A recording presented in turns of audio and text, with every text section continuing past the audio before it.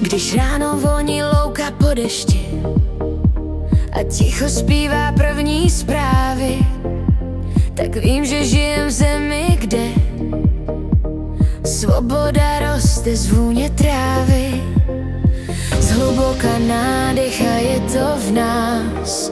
Starosti mizí, když začne hrát hlas.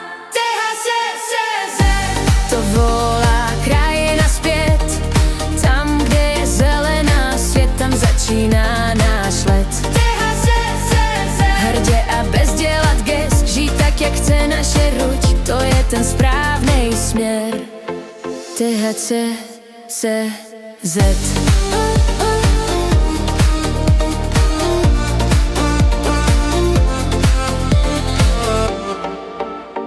V trávě je vzpomínka na dětství, smích bosých nohou po cestě, vůně, co léčí starý rány a říká: člověče, dýchej ještě. Slunce nám kreslí nový čas, každý se může zvednout zas. THCZ to volá krajina zpět. Z hlubina měst jeden svět, co zeleně dýchá vpřed. Ať už přijde cokoliv, směr máme v srdci nadepsaný.